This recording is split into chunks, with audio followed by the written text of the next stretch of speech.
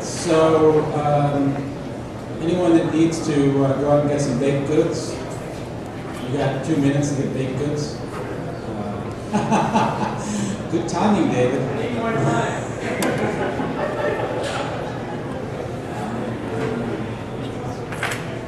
Good evening. Welcome to the belated first evening lecture series of the fall series.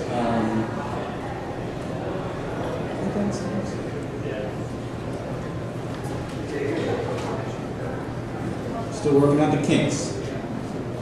We're very fortunate to be able to welcome to Chicago Vicente Guallart from Barcelona this evening, and I can say that it will have been well worth the wait as we start the later week. Just to announce up front, next Monday will be Jason Payne lecturing from Los Angeles.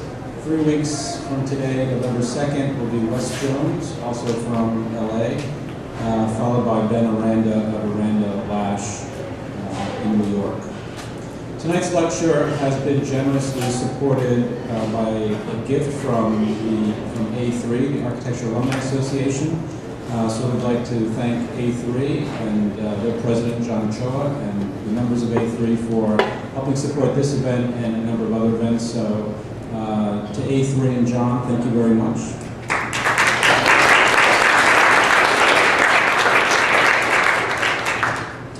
Vicente opened his office in 1993 in Barcelona, and his work has ranged in type and scale from residential projects to urban master plans, from software development to the design of mountains. Yes, you will see mountains, I kid you not, mountains. He was the co-author of the Metropolis Dictionary of Advanced Architecture, of Catalonia, of the Media House Project, the latter in collaboration with the MIT Media Lab. As a follow-up to the Metropolis Dictionary, he is now working on a green version of the dictionary, again realizing that we in architecture need to take control of the language as a first step to taking control of the projects that are requested of us. He's the founder and director of the Institute of Advanced Architecture of Catalonia, the IaaC, or IaaC, which engages in sponsored government research as well as offering an international Masters of Architecture and Urbanism degree program.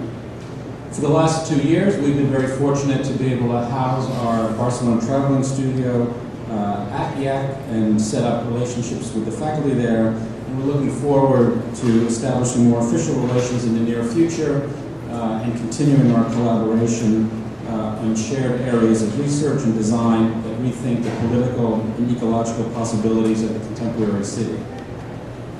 Within Vicente's own work, the Sociopolis project in Valencia, in which he is the architect of the master plan combining urban and agricultural development, while also coordinating an international team of architects, is one early version or early manifestation of this shared research agenda. As this collection of disparate activities suggests, Vicente represents a too rare, if not entirely disappearing, kind of architect today. An architect broadly as a cultural activist in the designed environment, one who combines a variety of roles: savvy businessman, hard-nosed politician, ingenious inventor, and, let's face it, slightly mad visionary. It's probably not surprising to learn that among the many hats he wears, Vicente also rides horses competitively. In fact, he said that one aspect of the infrastructure of the 21st century will indeed be the horse. So this is a quick lesson for all of those following the Obama administration's lead to focus on infrastructure. Giddy up.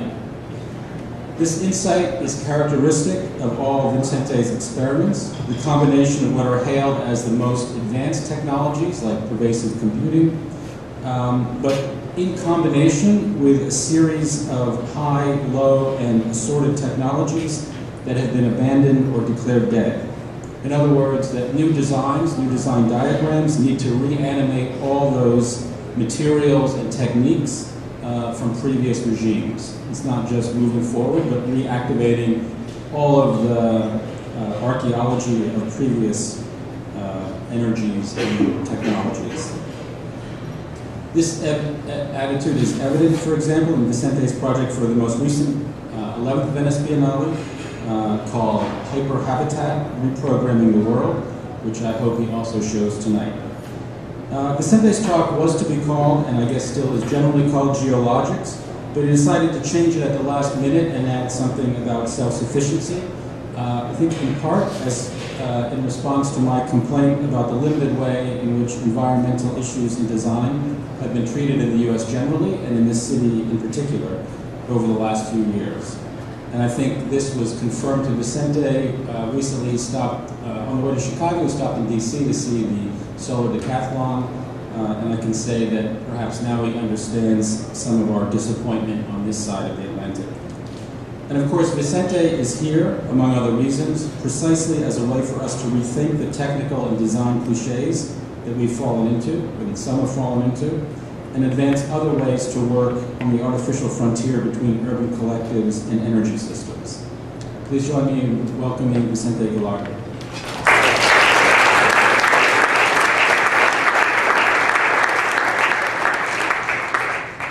Good evening.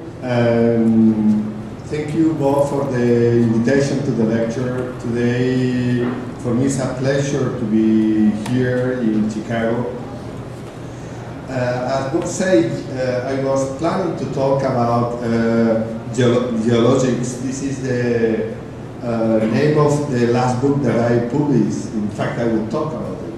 But I add this other layer because, as Bob was saying, we are now dealing from our institute with an upgrade to the Dictionary of Advanced Architecture. We want to develop the Green Dictionary of Advanced Architecture because, in fact, this moment that we are, the crises are a great moment to invent the future. They are like reset of the reality, and those are the great moments, foundational moments to set up a new structure for the reality. We could make a comparison between what happened in the 20th century, that I suppose you are studying the history of architecture, and what is going to happen in the 21st century. When I was a student, I was a little bit nostalgic, thinking that it would be great to live in the 20s when the Bauhaus was great, when many incredible projects were produced, when Mies van der Rohe was doing some sketches that 40 years later or 25 years later he was able to build here in Chicago. So the good news is that we are again in a similar situation today. And we are, I think, in the early stage of a strong transformation of our reality. And every time that this happens along the whole history of humanity, then we need a new architecture to deal with this reality. This was the subject of the book I did called Geologics. As Bob said, I spend part of my time at IaaC. IaaC is a research center created by a group of people that now has become an international educational and research place. And I have also my own office. I will make a short introduction about IaaC because, as you know, some of the students of this School of Architecture are right now over there. So this is the place where we have our institute in an old industrial neighborhood. We are dealing with this multi-scalar strategy, that this is something that I will show in my projects. We deal simultaneously with urban questions, with design of buildings and the fabrication of buildings. We try to think architecture as a kind of team work, not as a kind of iconic individual work. So we try to promote systemic approach to architecture. And some of the projects we did that project, in fact, in the year 2001 when we started, was the project of an intelligent house called the Media House Project. At that time, the cell phones were emerging in the reality. There were only rich people using cell phones, but we wanted to test how architecture will be when the digital information arrives. So digital information is here, and in fact we are even forgetting that we have it. It changed very much how we work, in the way we think, we design, we fabricate architecture. And I will show you later some ideas and projects that emerge from that. We have a strong relation with people from MIT. This is Neil Hessenfoil, director of the Center for Bits and Atoms from Media Lab at MIT. And with them we have created a network of fab labs around the world, and we are collaborating in trying to, the idea is that after personal computers is emerging personal fabrication. So everyone will be able to fabricate anything in any parts around the world if he has the knowledge, or he is able to be in contact with the one that has the knowledge and has the right tools. In our institute we work, we have like a hands-on environment, so we try to learn things by doing things, and we do every kind of incredible and strange thing. Sometimes we do competitions to build a boat in 2 days, and because we have the beach, so we test things that we do. This is the dictionary of Metabolist Dictionary of Advanced Architecture. We are now upgrading a new version, and we are talking with Bob about the collaboration with about this. And we did this competition, the self-sufficient housing, in the year 2004, when in fact no one was dealing about self-sufficiency. Everyone was dealing about to do the most expensive building, the more rare building, the more iconic building, etc. Now it seems that, we are called Advanced Institute for Advanced Architecture, and we need to be always advanced. So we beat about the future, and that's why, in general, we have a good statistics to beat in the right direction in the last years. Those are some of the projects that won in the first edition. Now I'm moving to the geologics book. In fact, the first name for the book was Media, Mountains and Architecture. I was always interested about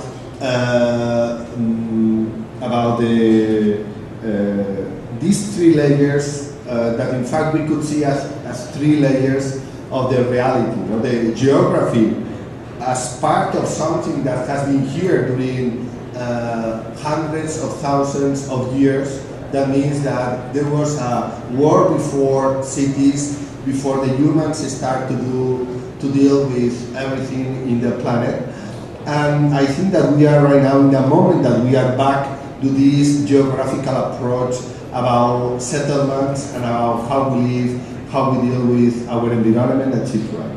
The second step is the man making cities and thinking how to create, let's say, a physical environment. No? In fact, architecture we will not need architecture if the people would like to live nude in the midst of the nature, no? Living in trees or living in caves. This is how some of our ancestors were living maybe like 10,000 years ago. But the development of some technologies, some culture, etc., generates something called architecture. And generate something called cities. But in fact, cities were not here like 20,000 years ago. The question is how we should deal with the things that we are putting in the planet. And we call architecture, we took a lot of pleasure making buildings, designing environment for living. No? The third layer, in fact, is information. That is something that is like a kind of radioactive brain that is transforming our reality because it's accelerating our relationship with the environment. No?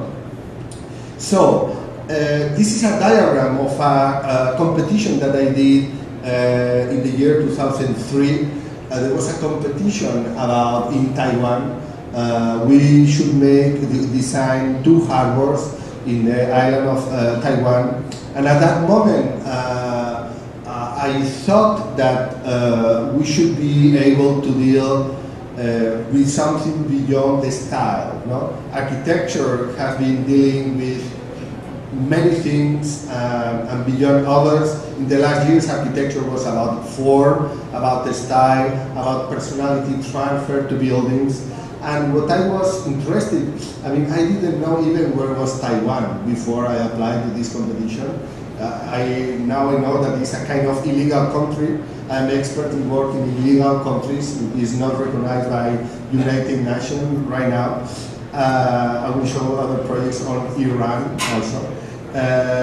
But in this case, what I did was, I thought that I should create a structure that could, I mean, allow me to understand how to deal with the reality over there. So what I did was, I make a statement that say that in order to make architecture, what we do is, first of all, we see what geography. So we deal with the reality. When we build in the city, our geography is an urban geography, but when we deal with the nature, we are dealing with something that, because we have computers and we have fractal geometry, we are able to draw. So the first thing is to recognize some geography. The second step for this process was to measure that geography and then to produce some geometry. And you see here how we follow the Mandelbrot text about how long is the coast of Britain. We wrote another one called how long is the coast of Taiwan in that case.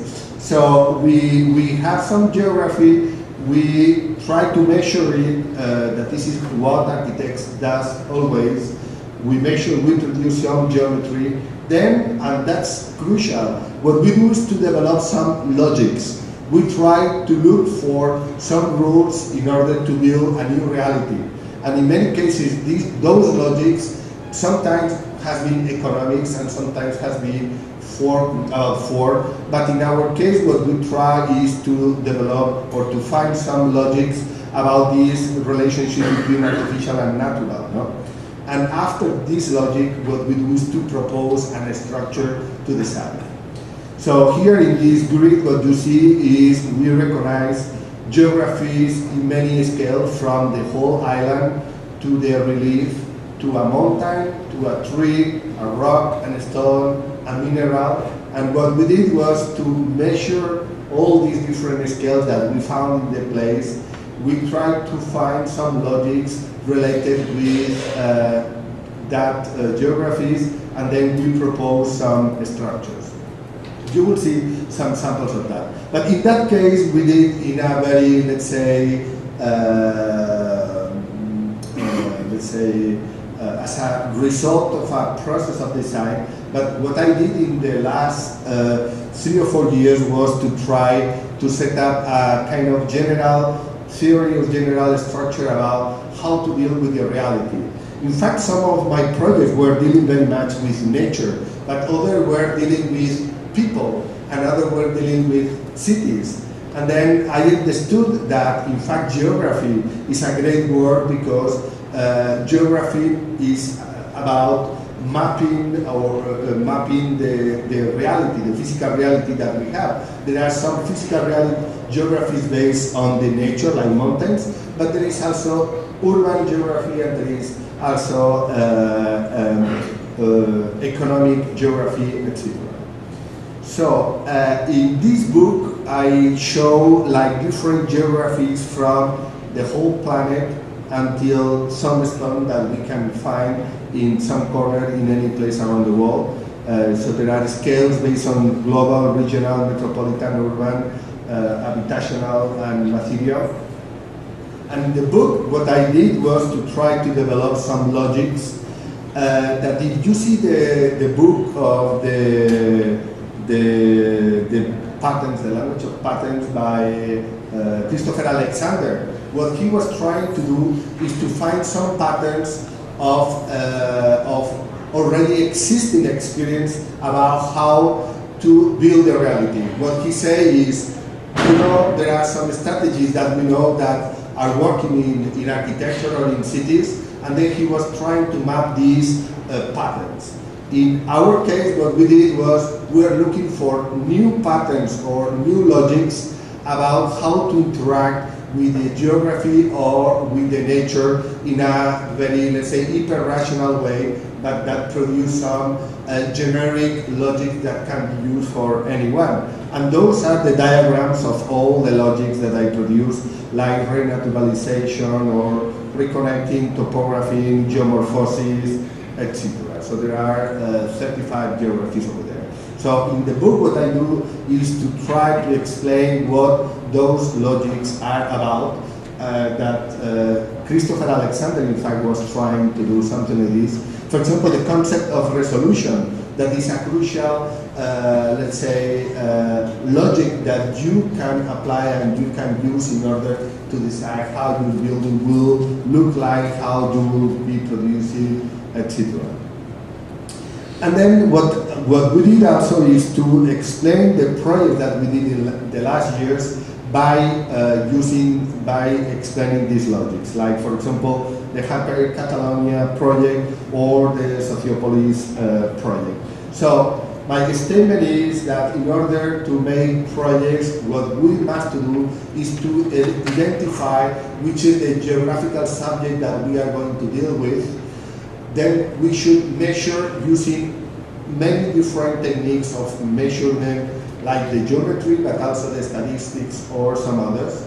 Then we need to define a logic that we are going to use in order to develop our project. And basically, we need to set up a structure that will produce some forms, systems, etc. So this is one of the samples that we will see later, how by studying one stone you find the geography behind of that. So how we were using stones in order to learn how to make projects. So one of the first logic is about renaturalization. What I think is that after 2,000 years of cities growing to outside, we have now to deal with another way to another relation with the territory. This is a map of we were calculating when the whole Catalonia will be completely built, and then I mean it will be 2,375. That is not very far away if we think in a scale of what we know about the cities that we live. No? So the question is, could we think another strategy different to grow in the territory? Again, we have been growing. So I'm growing in a very, let's say, rational way.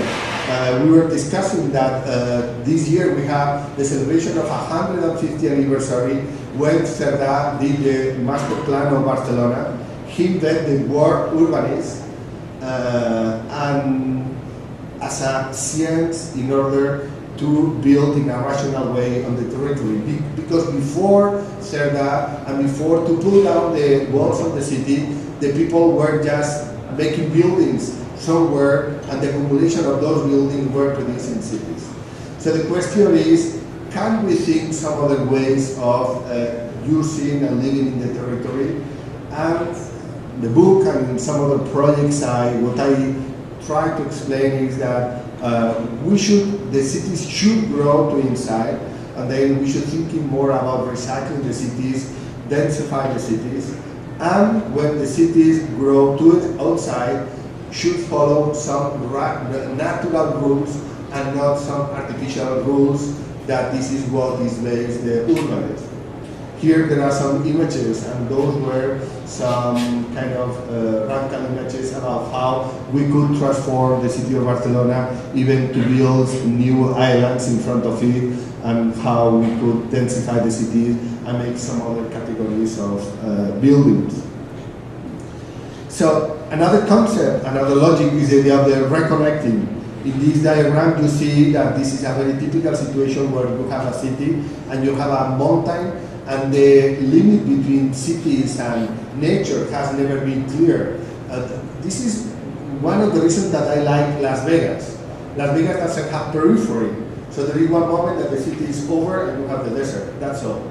So in many American or European cities, you never know when the city is finished. No? So in this case, I was invited to do a project in Iran, in Tehran. Tehran is a city that was born here because of geographical reasons. It's a city that has these mountains and had that rivers that were irrigating the territory, and the city was founded here. And what happened is in the last years, the city was growing towards the mountains, and now they want to generate, in fact I propose to generate a general strategy in order to define a line between the artificial and the natural. The question was not to say, to make a red line, but the question was to make a kind of dynamic point that should establish this dialogue in a kind of dynamic, in a dynamic way. So what I proposed was to do something that could be seen as a bridge or as a gate, a bridge that could connect the movement of the city in this direction, like this. And at the same time, you could understand it like a kind of monumental gate in order to access to the to those mountains. You see here the gate to the mountain. And so the building is a bridge that will host a kind of cultural place and a place to start to move to the mountain. And this is one image from the mountain to the city that at the same time is an incredible place to look to the city. The project, in fact, is right now under, we started construction last week, and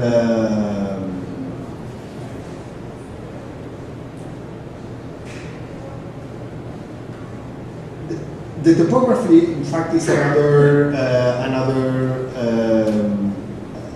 incredible mechanism that we found in the nature. I did a trip in Spain, 1,000 kilometers from north to south.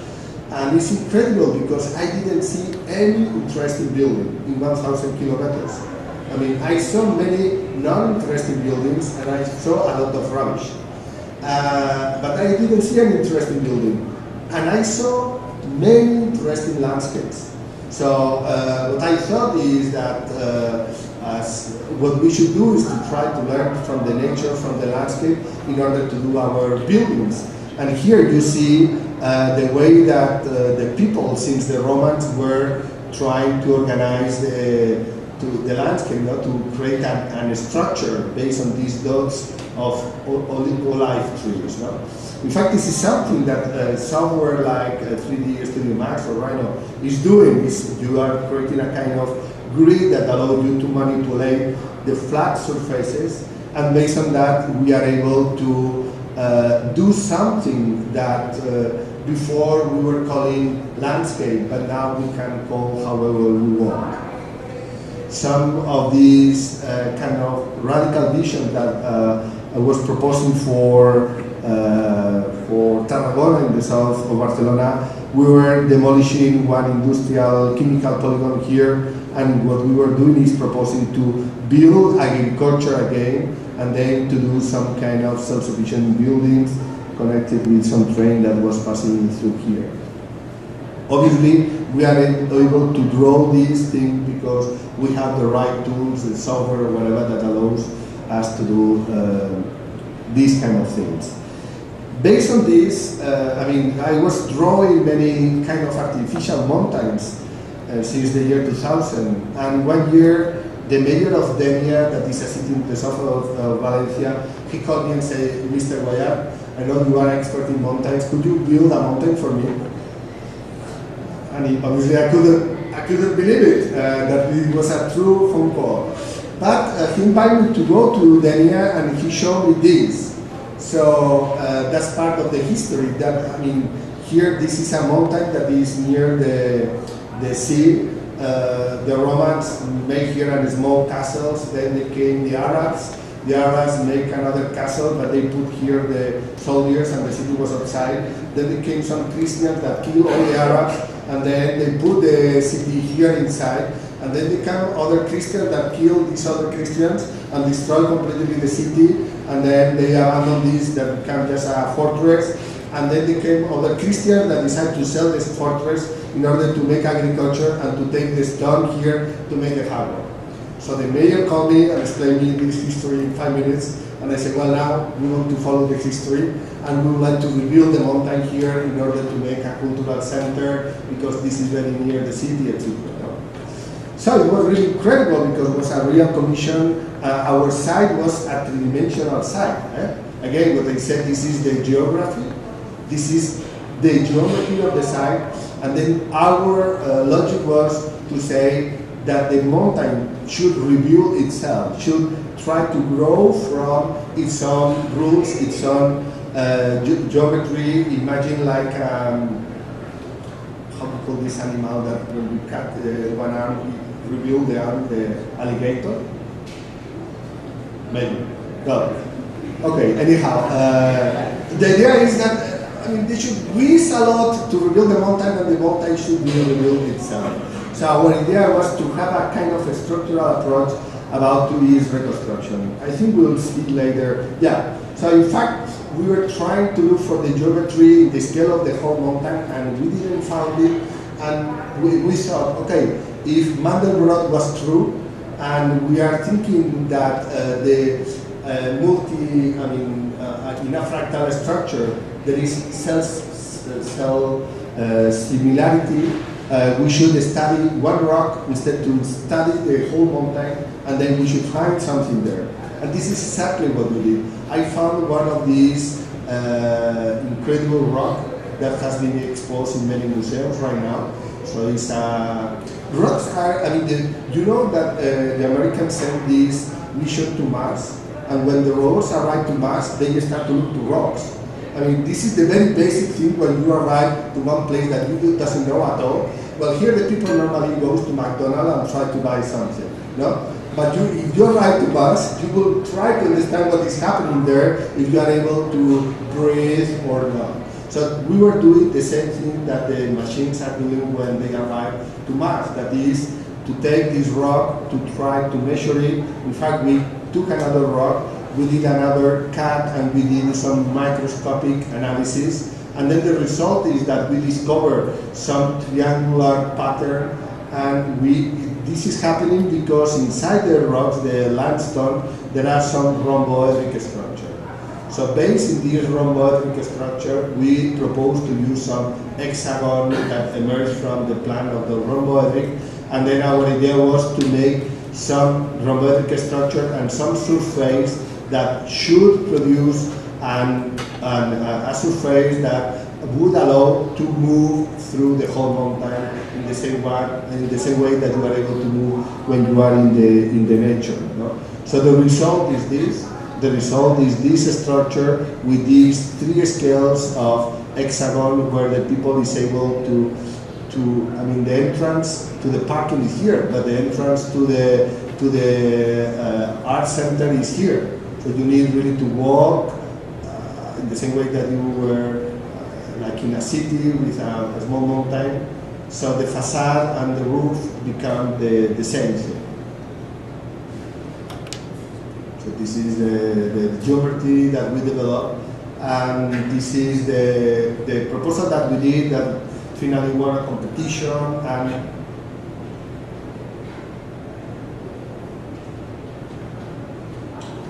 this is the proposal for the mountain. Here are the historical site of the old Roman city. And the bad news is that since we won the competition, we get a contract, but it changed the mayor like 5 times. So 2 of them went to the jail, and jail, not the university jail, the jail. And so we still have a contract, but the project is not moving. But obviously this inspired us to many other projects. Arborescence is another very clear, let's say, thing that we found in the nature, and we were trying to deal with developing arborescent structures. This was our project for the Spanish pavilion for the Shanghai Expo. We got the 3rd prize. But based on that, we did a prototype with steel. There is a video in YouTube where you see how the tree is developed in a parametric way, and all the trees are the same, but all of them are different. And we did the same with rocks. After one trip to Japan and to Taiwan, I saw this place that is an incredible natural volcanic rocks, that this is the typical thing you will destroy if you want to make a road. But we were trying to understand the geometry. In fact, Marta Malé was collaborating on trying to set up the parametric, let's say, envelope for these kind of things. And then finally we produce this kind of parametric roads that generate in front of the, this is Spain, in front of the one beach, one very nice place. We will see some other samples in Taiwan later. Well, this is another project that we did in another coast. Again, we are experts in using working in places that are really very stupid, that could be destroyed in any moment, but we try to discover the things in the right scale, because sometimes you look to one place in a big scale and you think, well, that's rubbish, but you look in a small scale, you discover that this is a wonderful place. This is what happened with one project we did in Vinaroz, that this is the typical rocky place that is impossible to go to the beach.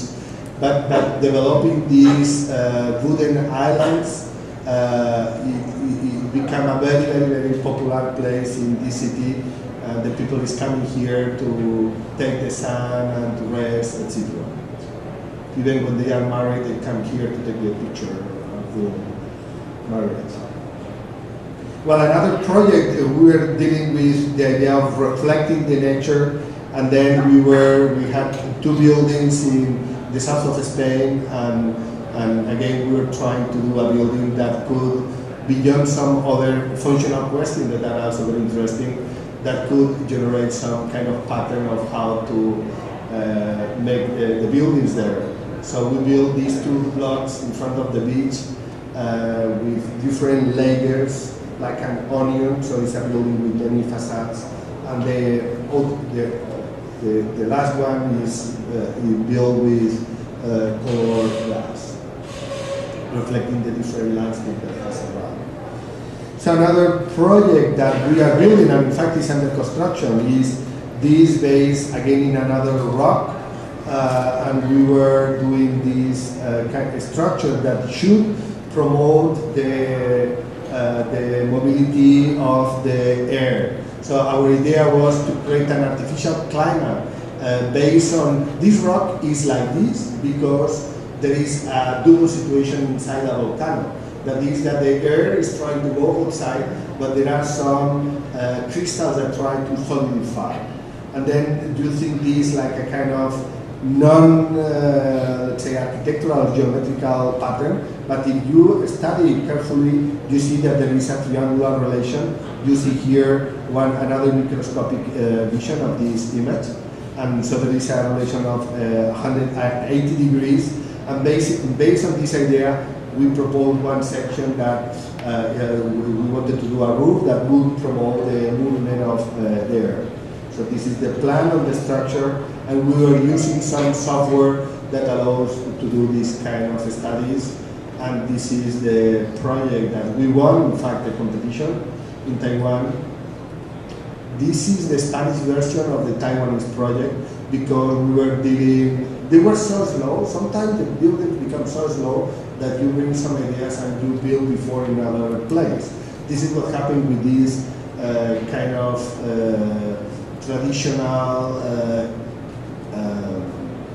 structure, Taiwanese structure, and we developed this project for Vinaroz, again using some of these trees that if you rotate, you can build this kind of structures. So this is a structure that is like an umbrella, and then you have another umbrella that allows the movement of the air and the extrusion to the upper part. This is a restaurant that is already finished.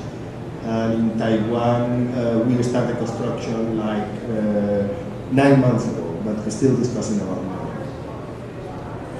So another project is the idea of accumulation.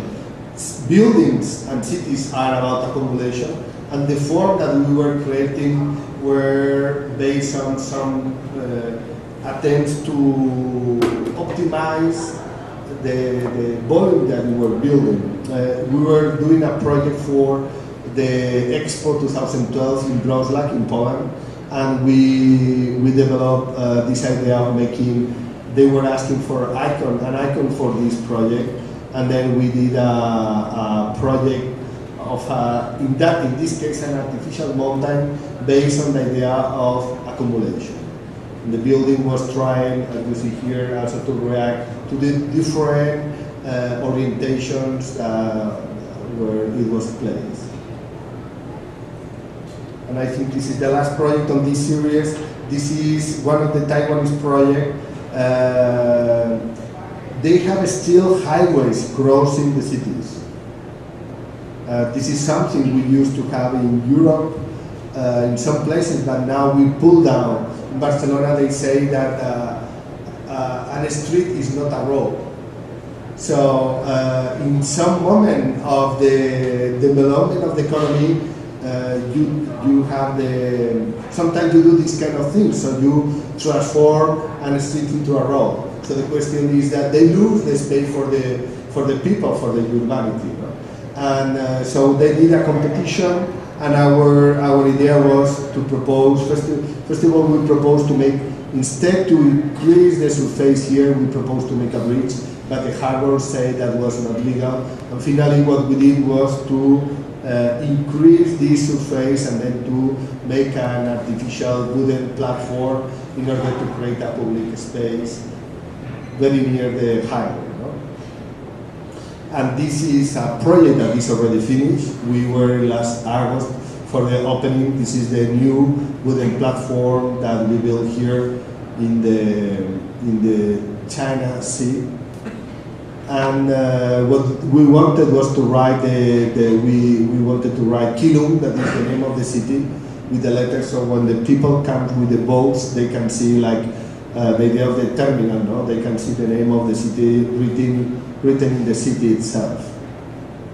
So this is early in the day, like 5 o'clock in the morning.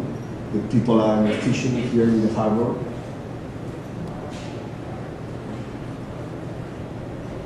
And what we created was a public space in a place that in fact is full of many things except public space for the use of the citizens.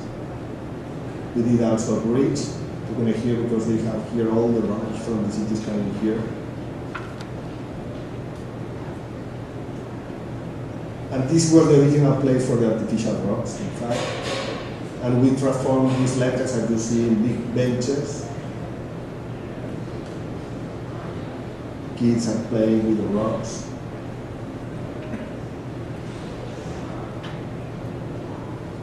And in the night, it becomes a very, very, very popular place. They organize every kind of parties, and the people are using the letters. And so I am very much interested on using architecture in order to activate socially the places. You know, how the architecture sometimes must to be hidden in order to promote that the people really can appropriate to the places. That the discussion is, you know, how beautiful is that roof, or how strange is it, that is how much pleasure I can take from one place. So now we are in the middle of the lecture. And what I would like to talk is about this idea of self-sufficiency. In fact, self-sufficiency is the last strategy that I explained in the book. But this is a long-term research that we are developing in our institute. So if the concept of urbanism is 150 years old, maybe we should think about another way about how to build the territory, you know, how to build the world. In fact, the best urbanists now in Barcelona are people that are not architects. They are urban ecologists. And we were discussing with one of these urban ecologists, and basically what they were trying to do is to try to map all the functions that were in a city. So here we did a diagram with all the functions that you can find in one city. And what they did was to take the information from the tax administration. What is really incredible is that normally we define a city with only 4 or 5 numbers, no? When we make a zoning plan, we say this is residential, this is commercial, etc. So what we were trying to do, and what we are trying to do, is to generate a new way to think about how to build cities. And what we were thinking is that this new way should be connected with the idea of the network that we are living today. Network and distribution as a kind of main, let's say, starting point in order to think how to make cities. If you think what is a network in fact it has 3 or 4 things. The first thing that has a network are nodes.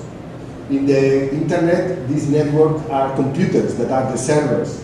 And obviously you need to have lines, you need to have connections that is able to connect all these networks, all these nodes. The third thing that has a network, in fact, is an environment. So this is produced in some kind of physical environment. For example, you can have a wireless network that is using this space in order to move, or you can use some cables in order to connect this network. And sometimes what you have are protocols that are able to make codes and to make relations and to allow to talk to all these kind of things. No? So, if we think about what we were thinking was to try to develop a system or a theory that could allow to make the project of a house and to the whole planet with the same model. When we think about one city, we think about like different results for different things. We think that this is a grid, this is a building, etc., etc. But what we were thinking was to try to set up a system that could connect the scale 1, that is one particular apartment of one person, the scale 10, that we could imagine that is the floor of one building, the scale 100, that we say could be a building, the scale 1000, that is the scale, for example, of a Barcelona block, the scale 10,000, that is a neighborhood, 100,000, that is a district, 1 million, that could be one middle-sized city, 10 million, until 10 billion, that is 10,000 millions, okay? So, this is what we are trying to do. We are trying to rethink how to set up the rules about how to build cities. Because, so what we did was to say, okay, the nodes is very clear. Nodes can be any of those. One node can be one house, but also can be one city.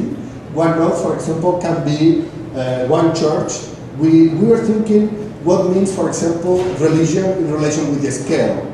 So the biggest Christian building or the most important, you know that there are around 1 million Christian people. So you have El Vaticano. The Vatican could be something for the scale 1 million, and you can find one church in your neighborhood that is here, or you can find the cathedral of your city, or you can find one small crucifix in your house. Okay? That's religion, but let's think about electricity or power. Where is produced the electricity that we are using here? We don't know. But we could imagine that there is a nuclear plant somewhere that is producing this electricity. Obviously, the nuclear plants are only built in the scale of 10 millions. There are no nuclear plants for one person. Well, some Iranians maybe have some nuclear plant for other scales. But that means that today what is happening is we have some elements that are in the big scale, and we are having like some intermediate nodes of this network until there is one central controlling the building, and the light is running here. So that means that in order that we have this working here, we must have another infrastructure in another scale that really works. Why we have a toilet in our house? Basically, we have toilet because there are like water depuration plants that today are built in the big scale. 100 years ago, they were maybe not water depuration plants. But what I mean is that a toilet, in fact, is absolutely connected with the suite system that we have around. And you could study, I was 2 days ago in the Library of the Congress, that is in theory where there are all the books around the world. And obviously the Library of the Congress that could be here in this scale is following with some small libraries, the library that you have here, that can be for the scale 100, until the books that I have in our house. So what we see is that everything that we have in our house, we can find their relation with other things that are in the different scales in the planet, and some things obviously can arrive to these kind of global icons like the St. Peter's or some others. So our idea, maybe was true, is that there is, these nodes can be from one single object in our house, that means from my toilet or from the fridge. You will see later the sample. Why we have a fridge? We have a fridge basically because there are some boats that are transporting some goods that goes to a kind of market for the whole city that has also some fridge space that allows to go to a supermarket, that allows to go to our fridge. So that means that the nodes that we are using exist because there are other nodes that are in other scales. About the connections, we were studying how many different connections exist in the world, and we convened that there are only 7 networks in the world. One is for the transportation of people, another is transportation of goods, another is for water, for switch, for power, information, etc. So every kind of movement that we do in any kind of things can be explained in 7 different categories of connections. And obviously the environment is related absolutely with the nature that we can see in some planetary scale, or we can see in some, let's say, garden in front of our house. So what we did in Venice, and this is, we are trying to develop something that could be called the general theory of multi-scalar habitat. It's a grid, it's a pattern that could allow to understand how we can make cities and which are the rules of how we make cities. Because until now we think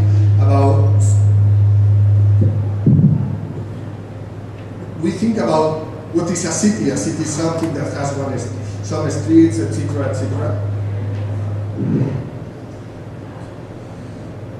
But this diagram, if you see this diagram,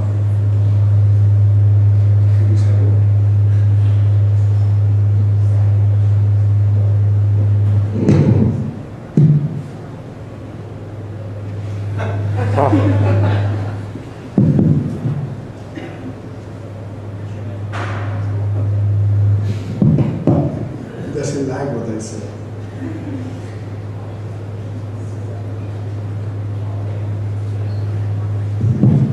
Hello? Yes? Okay. I'll do my hand. Okay. I keep in my hand. Okay. So imagine here, as I said before, today we organize cities, and the urbanists will say, here is number 2, that means commercial. Here is number 1, that means offices. So we make something as complex as a city just by using 5 numbers. So these urban ecologies, they are using like 2,000 categories of functions that here we reduce into 21. Here we have all the housing. Here we have working places, agriculture, industry, and services. Here we have the facilities, and here we have the nodes. And here what we have are all the scales from my house to the whole planet. So what we did in our installation in the Venice Biennale,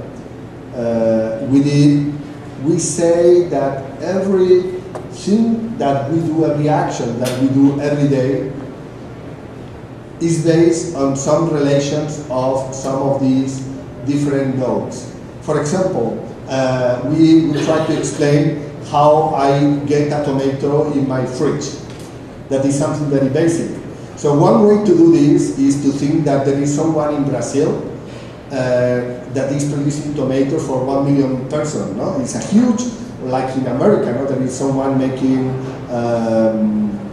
some agriculture for millions of people. So you need some transportation, so you send here to the logistics. Then you send to a kind of big market. Then you send to a supermarket that is more like commercial, it's not logistic. And then this tomato finally goes to your fridge. But another way to do this is, I was in New York some days ago in some urban markets, and there are someone that is making tomatoes just for 100 people. So he goes to the market in the street, and then he sells directly the tomato to you. And there could be some other options. Another option, third one, is, and last option could be that I have an urban orchard in front of my house and I am making my tomato myself, okay? So finally we have a tomato in our fridge. That is what we want, is to eat. But the way, the process, the structure that we set up in order to produce this tomato change completely the economy, the planet, the urbanism, the city, architecture, and everything.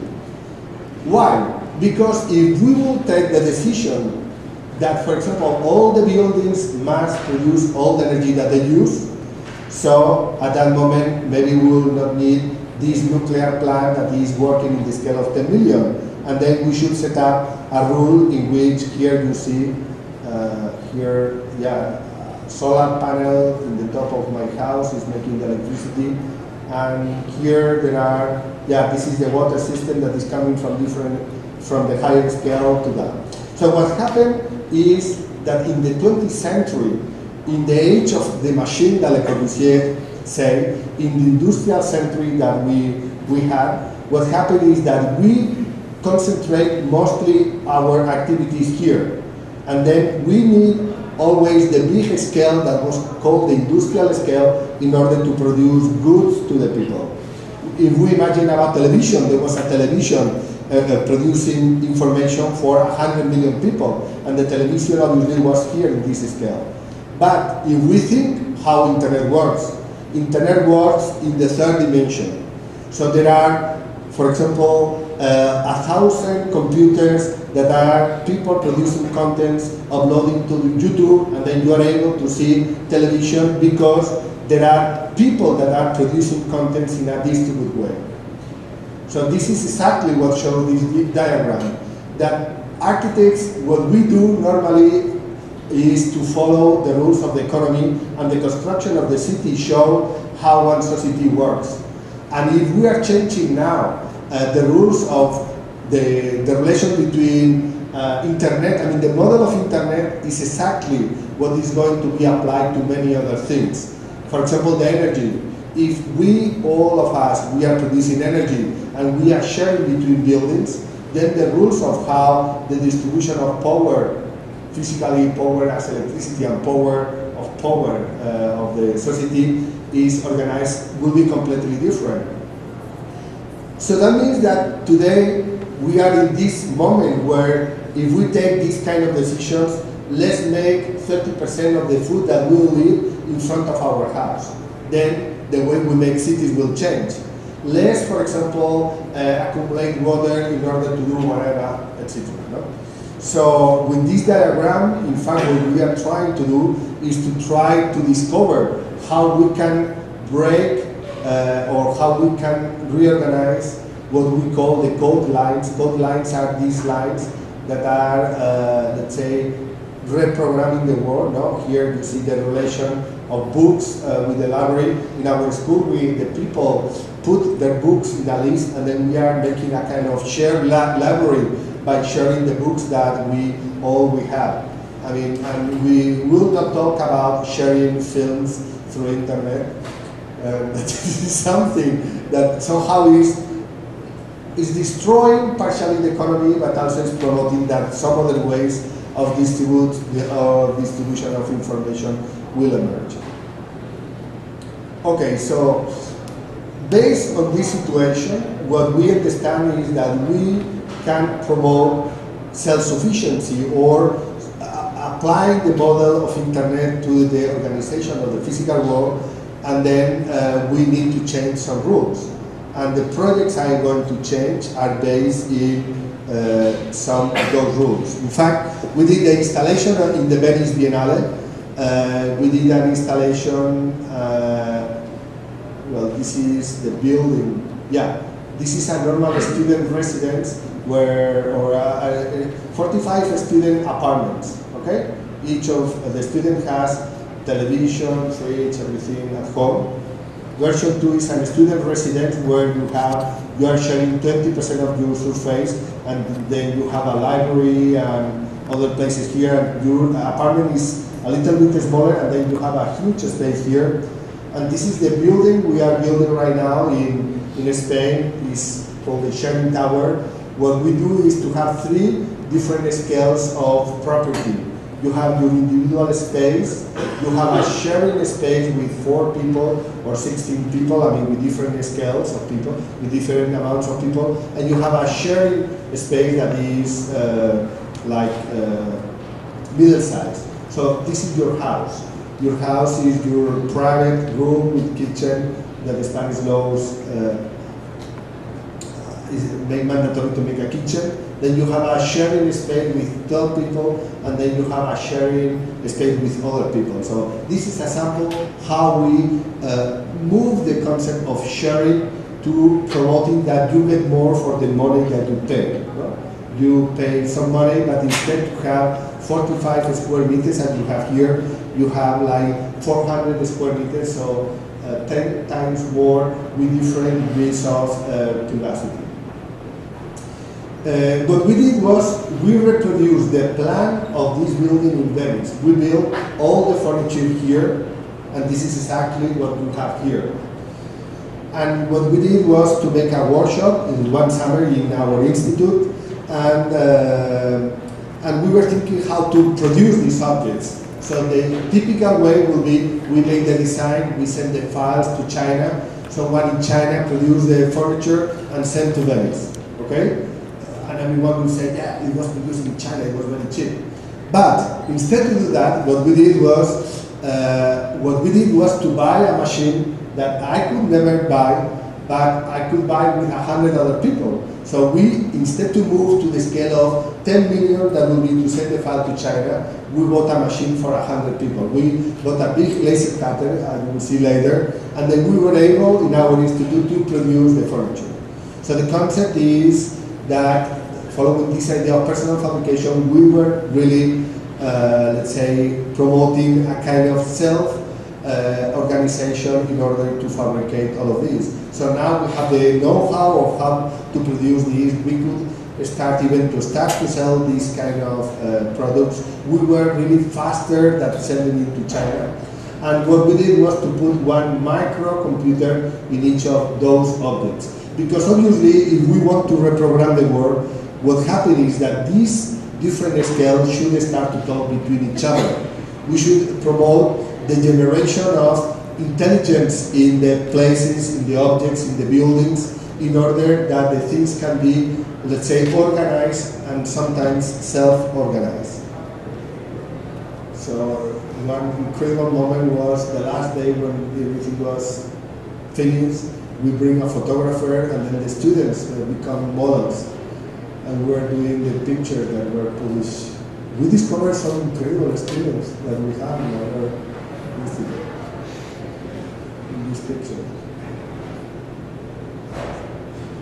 Yeah, and this image was used for Time magazine to talk about the Venice Biennale. That was something that in fact was cooked and built and fabricated by a group of students at the IaaC. In fact, I will not talk about this, but this is our solar house. So in the scale of 1, I wanted to show you the solar house that we are going to produce for the Solar Decathlon that will be happening in Spain next year. So now there is the Solar Decathlon in Washington, and you could see that all the houses are boxes with some solar panels in the roof. So this is what means green.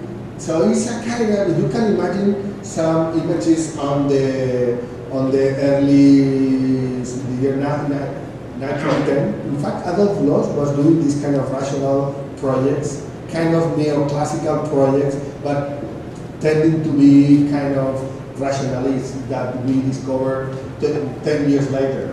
So this is what I think is happening with this architecture that say, well, we are ecological. And they want to be, but they don't know how to be. And that's why the good news is that you are the ones that will be doing so. I mean, you are the ones that you will discover the rules of how to make buildings. You know that Le Corbusier changed from walls to pillars. And then everyone accepted that, and everyone understand that we are building with pillars like this one. But from my point of view, the 21st century will be not about the physical structure, but will be about the logical structure of things. When we talk with some experts in our institute, we have experts in tree, they say, can you talk me about the metabolism of your building? They say, well, my building doesn't have metabolism for the moment. So they say, well, look at the trees. I mean, look at the nature. The nature has like millions of years of evolution, and they have created some intelligent structures. How they take energy from the sun, how they store energy, etc. So if we, some of us, some of you are the most, the highest state of the evolution of the nature, that is the brain. So the question is how we try to use our brain in order to learn from the nature, in order to be as efficient as they are.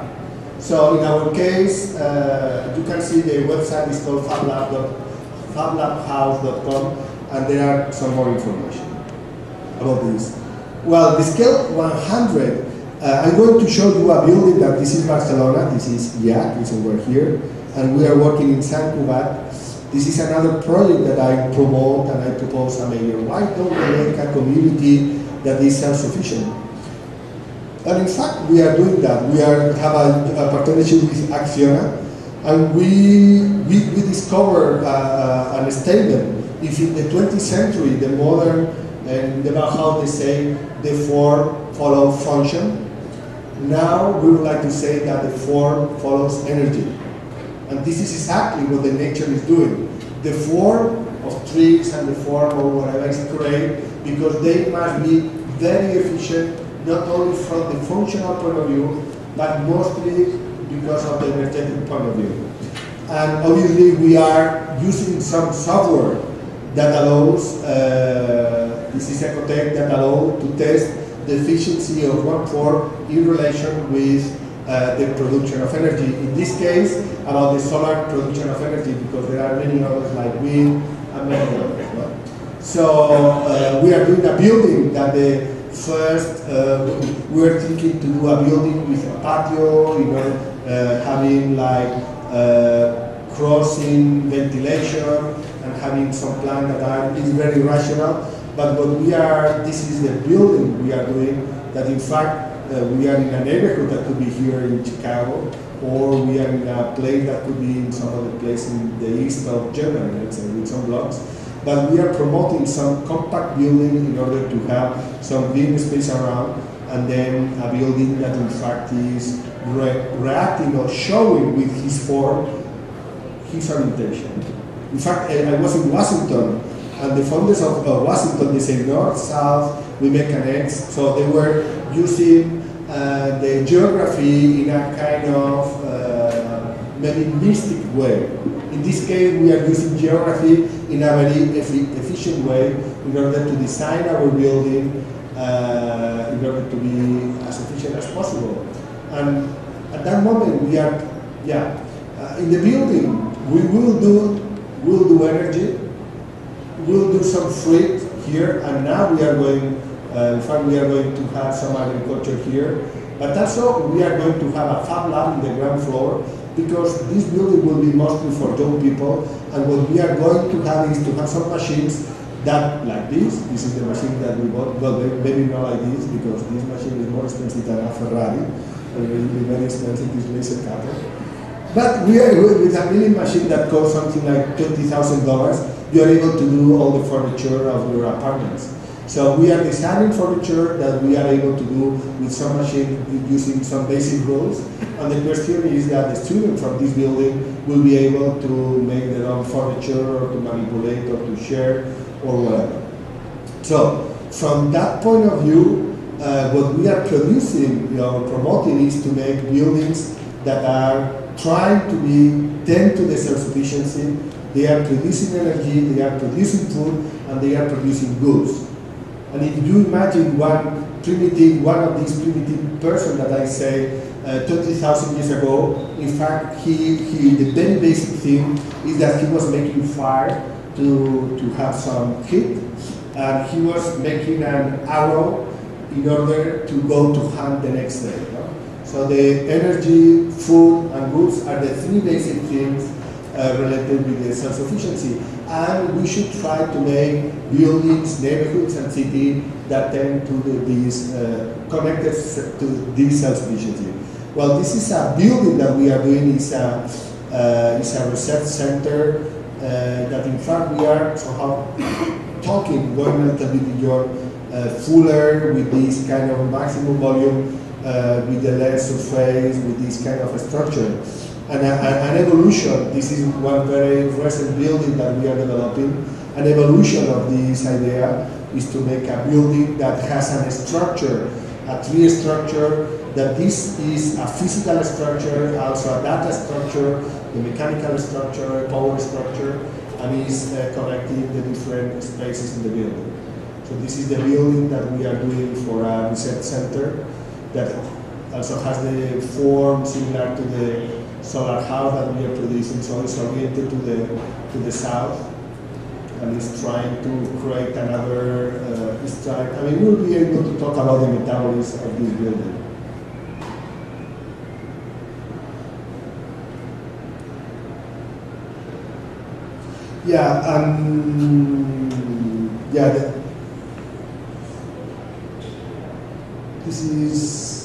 This is the Sociopolis project.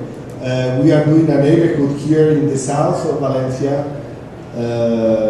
This is this project that we said before.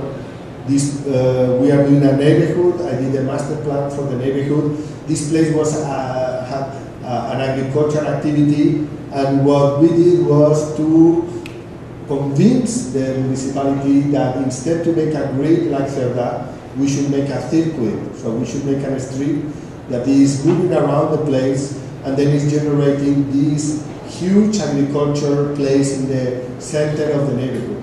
So we will use sport. We have a football, soccer field here. We have some agriculture place here, and then the building will be around. This is the building I'm doing. I invite 16 architects that are doing different projects. And this is the neighborhood under construction. There are already 3 buildings that are under construction. This is the circuit that I was talking about. This is the water channel system. So we'll have agriculture in the middle of the neighborhood and using the water system that in fact was based on some Arabic water system that was built more than 1,000 years ago. So I have the 100,000 project, but I will not show today. Maybe next time I can. Thank you.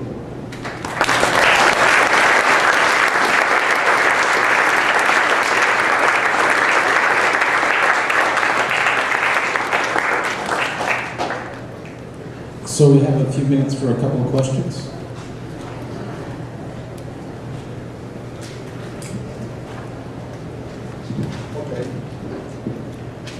My question is, I'd like to better understand what the difference is between a natural law and an artificial law. And do natural laws have to produce natural-looking buildings? Like the forms of the Tarragona project were all very naturalistic. So I'd like to know what the relationship is between the form and the type of law. Yeah, I think that the artificial laws can be able to produce any kind of form that can look like natural or artificial, it doesn't matter.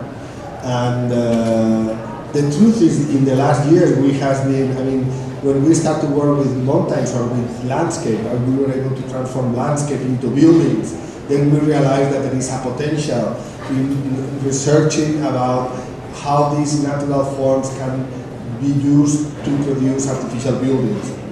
For example, the tree structure for the research building is kind of evolution of the Buckminster Fuller structure, because in fact he was doing this kind of artificial structure, but obviously based, if we look to the nature about how the bubbles are produced when you use water or something like this, is absolutely based on some very rational strategies. In fact, there is Violaine Leduc was doing a study about Les Alpes, and he was drawing the Alps, he was doing a cartography, and he said that God could not invent mountains without inventing geometry. So that means that the nature is based on some geometrical rules. Until now, Le Corbusier was saying that the architecture is the union of volumes, pure volumes under the light. And he was showing some kind of form that were simple forms, Euclidean forms like cube and spheres. What we learned is that we can use some of the geometries in order to make architecture. And this is what we are trying to test, if we can use more efficient forms, even more beautiful forms, learning from nature. But obviously,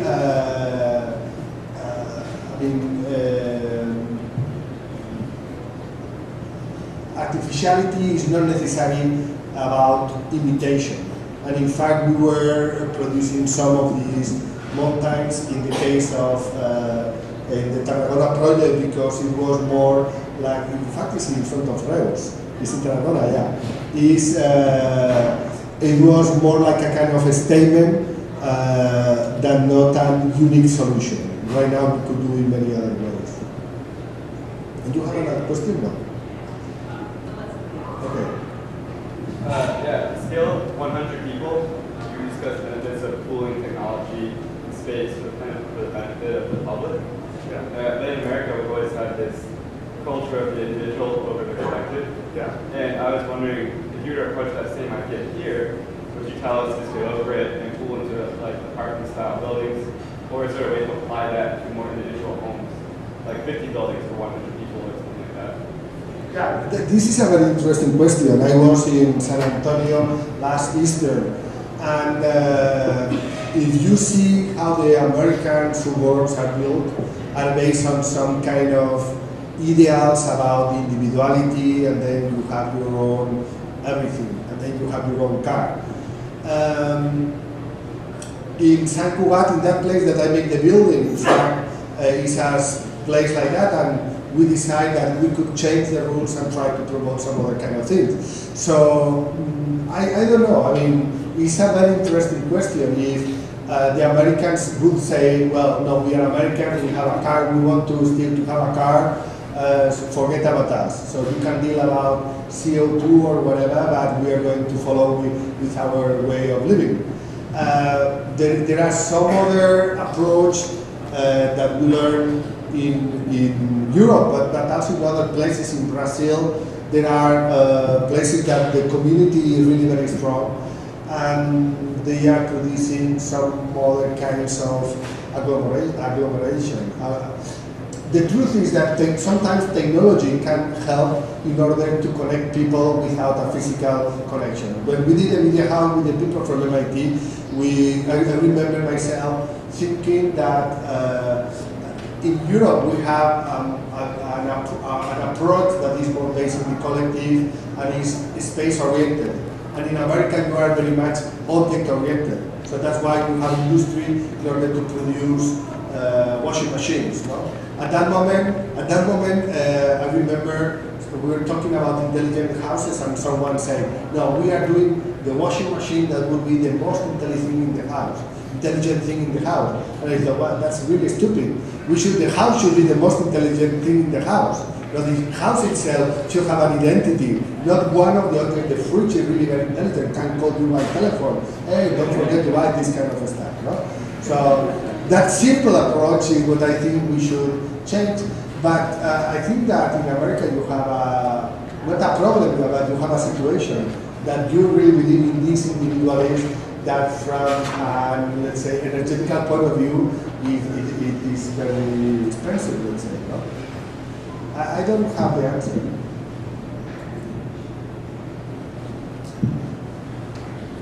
And to prioritize digital production for the individual over industrial transportation of objects, are you certain that it's a net gain benefit, that the requirements for the production of digital tools don't have the same, in the end, bad benefit, bad effects that we currently see in industrial production? Yeah, absolutely. We are now in a transition moment.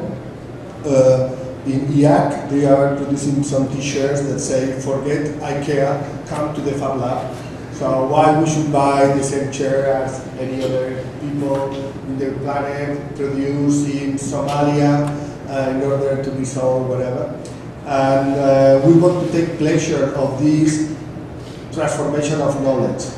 So we are using right now some machines that before were only in big factories and now we can use.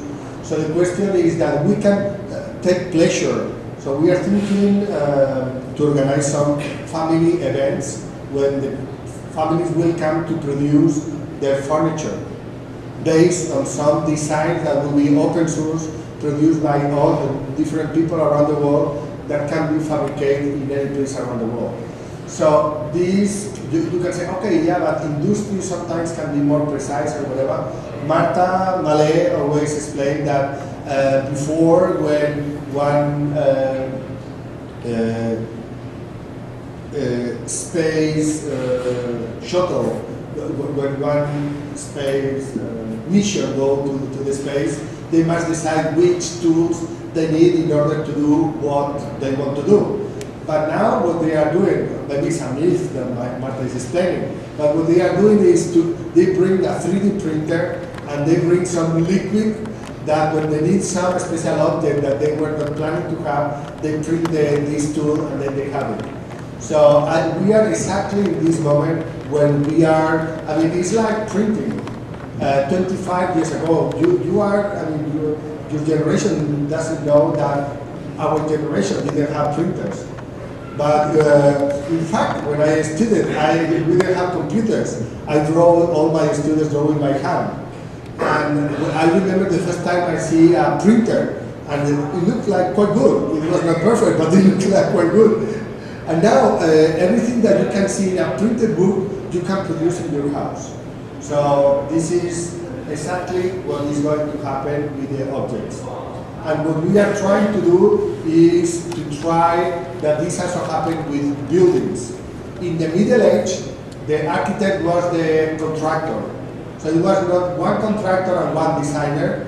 The contractor and the designer were the same. And they were doing cathedrals that even today are some of the best buildings done in the history of humanity. So I think that we are back in this situation where the contractor doesn't make sense.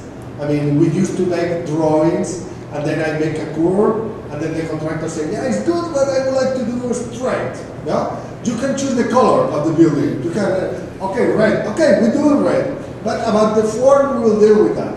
But now, we are doing projects that we have the file. I can do a plan, I can do a section, but they cannot build anything with that. They need to file that is able to unfold the building and things like that. So that means that architects, we are having control again on the projects. And in my case, I am promoting myself, some of the projects that we are doing, because these give even more control. Why, if the architect is able to think about the future, why is giving this for free? Let's say, or why is giving this for 5% of the fee? In the neighborhood we were doing, I make the proposal, I need a project or whatever, and it generates a volume of economy of $400 million.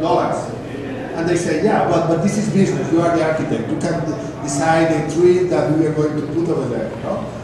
And in any other kind of economy, the inventor of the thing, the one that is putting value in the system, is retaining part of the price that is generated. So I am really interested about this idea of the architect being able to invent projects, to promote the projects, to have the right design, to have the file, to have control of it, and obviously to work with the community in order to make it possible. No?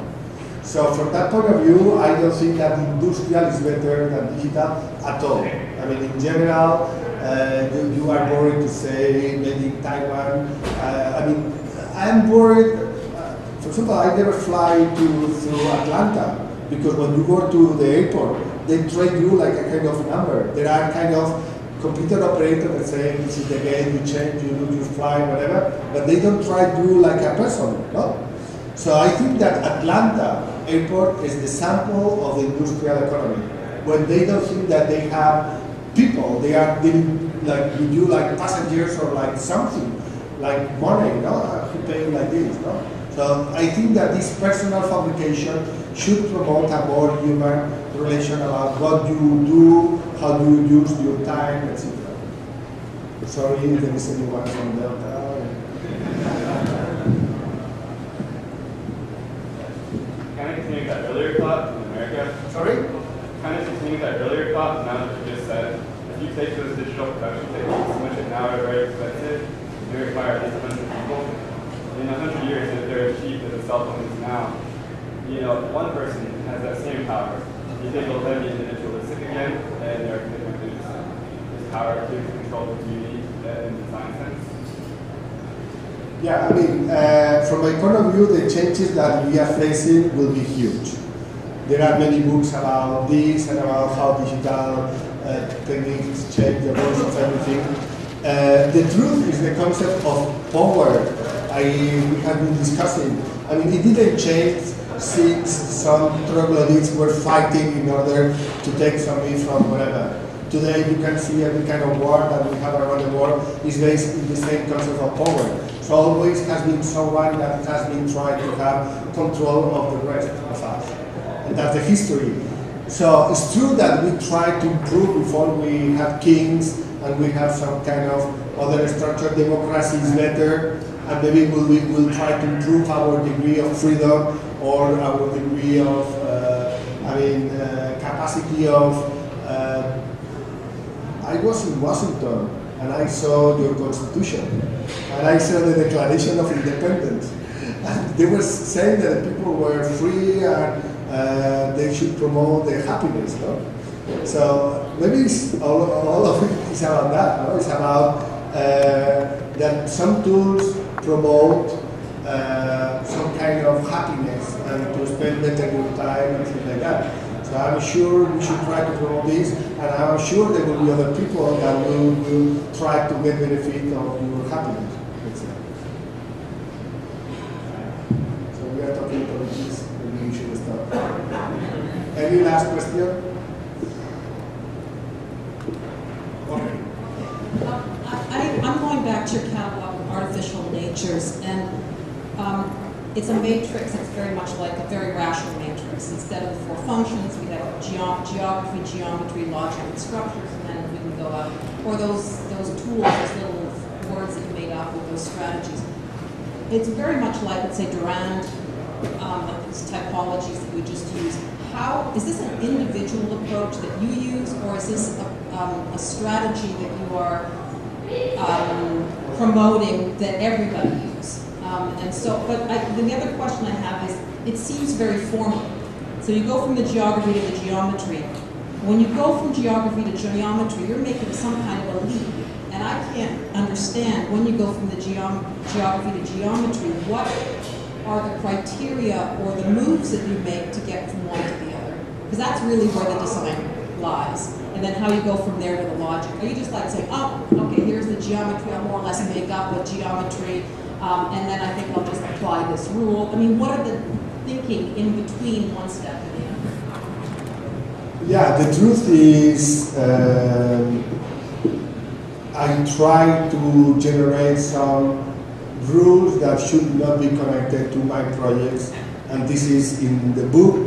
There is one part that are these general rules that, in fact, I recognize I was inspired by many people, and one of them was Christopher Alexander, that was looking for some rules that were good. So here I was trying, and this is exactly what we are trying to do right now, is to try to discover some rules that are coming from other disciplines or other environments, and based on technology and the knowledge that we have right now, that we can import it into architecture. That this is what happened always. Architecture has been open to any kind of information, and today, based on the knowledge that we have about the geometry, the nature, etc., the tools that we have about measure, the microscope, the DNA is based on information, etc., so we can apply these to architecture. So these rules can be generic. And about how we do this, yeah, always that you take a decision is a personal decision. What I say is that when I was a student, I remember studying, if you have a site in the city, they say, let's go there, let's measure the two buildings that are in the site, let's study in the urban plan where it's placed, where is the access, and things like that. For example, they didn't say anything about, let's study the wind movement, let's study the solar position, let's study where is the energy coming from, etc. So the truth is that depending on the place that we are building, you should try to learn from one or another thing. For example, some of these geographies, we were studying groups of people. We have statistics about how many people are living alone in New York, for example. This changed completely this social geography that say 40% of the people are living alone in New York, promotes the generation of buildings that are small apartments or sharing apartments. And this is what we were discussing 2 weeks ago there. So in that case, you see New York, you have a reality that is some population, then you have some information using the statistics, and then you try to discover what you should do based on this information. In Iran, our proposal was to make a building that should be a gate and a bridge, but we could take obviously another decision. What we say, or we try to say, is that we take these decisions based on some information that we have transformed into knowledge. And to transform information, geography into knowledge, you need to measure. And you have different rules to do. Obviously, this process could be done in many other different ways, but this is the way of doing it. So is it fair play or I propose for all of them. No, and I think that we really need to think how to make buildings follow some other rules, because the client doesn't exist. In fact, what I am doing, making this grid, I am becoming a mayor, because I would like to have good clients, that the client will say, hey, why don't we make tomatoes in front of our house? Why don't we make buildings that are so and so? But the clients that we have are really very bad. I mean, the politicians that we have are really very bad. So that's why we need to frame which are the needs of our society in order to make better cities and better buildings. So those are obviously like general concepts that any of us we can use. Thank you. Thank you.